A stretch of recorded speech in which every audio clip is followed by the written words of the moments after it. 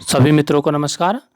मित्रों, आज के इस वीडियो में हम कक्षा 8 विषय हिंदी के मासिक परीक्षा माह अगस्त 2022 के प्रश्न पत्र को हल करने जा रहे हैं। मित्रों, आइए बिना देरी किए हुए हम प्रश्न पत्र पर चलते हैं। हमारा जो पहला प्रश्न है मित्रों, निम्नलिखित शब्दों के अर्थ लिखिए। कुछ शब्द दिए हैं और आपकी जानकारी के लिए मित्रों ये मैं बता दूं कि यह जो प्रश्न पत्र अगस्त माह का जो था वो हमारी कक्षा 8 की हिंदी की पुस्तक वसंत के लाख की चूड़ियाँ जो पाठ है उससे लिया गया है। आइए प्रश्न देखते हैं। प्रश्न है, निम्नलिखित शब्दों के अर्थ लिखिए। पहला शब्द है पैतृक और दूसरा है फबना। अब इन शब्दों के अर्थ क्या है मित्रों? शब्दों के अर्थ हम देख लेते हैं। हमारे सामने उत्तर है पैतृक। पैतृक का मतलब होता है पूर्वजों का या पिता से प्राप्त या पुश्तैनी। जो पूर्वजों से प्राप्त कुछ भी सामान है, कुछ भी चीज़ अगर पूर्वजों से प्राप्त है, पिता से प्राप्त है, पुश्तैनी है हमारी, तो वो पैतृक कहलाती है। दूसरा शब्द हमारे पास आया फबना। फबना का जो अर्थ होता है सजना, संवरना या सुंदर लगना, उसको फबना बोलते हैं या शोभा देना। तो इन शब्दों का अर्थ आप समझ गए होंगे। प्रश्न संख्या 2 पर चलते हैं। प्रश्न संख्या 2 है बदलू। जो बदलू इसका नायक है उस कहानी का लाख की चूड़ियों का। बदलू का पैतृक पेशा क्या था? जो पैतृक उसका पिता के ज़माने से पूर्वजों का जो काम करते थे, वो काम धंधा क्या था, उनका पेशा क्या था? तो उनका रोजगार जो पेशा था वो था चूड़ियाँ बनाना, क्योंकि वो लाख की चूड़ियाँ बनाते थे। तो बदलू का पैतृक पेशा यहाँ पर लिख सकते हैं चूड़ियाँ बनाना था। तो अगले प्रश्न पे चलेंगे। ये तो आप समझ गए होंगे, बिल्कुल आसान प्रश्न था। प्रश्न संख्या 3 इसमें दिया है इस प्रश्न पत्र में।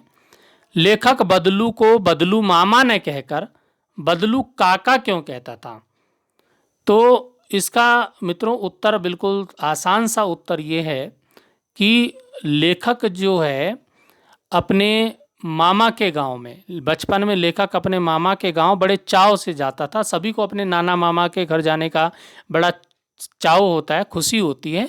तो वो भी बड़े चाव से जाता था और उसके चाव का कारण क्या था? कारण था कि बदलू वहाँ उसे ढेर सारी लाख की रंग बिरंगी गोलियां देता था बना बना करके। ये गोलियां उसका मन मोह लेती थी, उसे बहुत सुंदर लगती थी।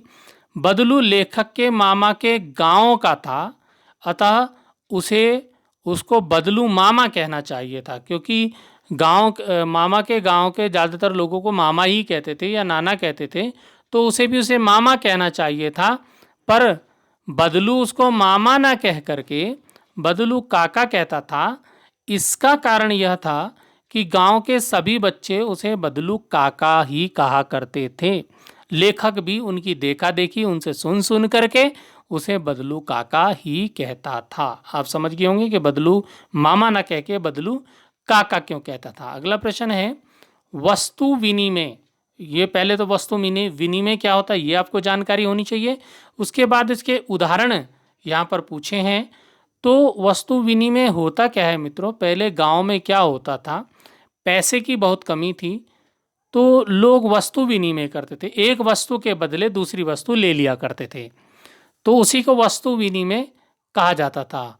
मित्रों, मैं भी जब छोटा था, बचपन में छोटे छोटे बच्चों को जब मैं 8वीं 9वीं क्लास में पढ़ता था, तो छोटे छोटे बच्चे गांव के मेरे पास पढ़ने आते थे।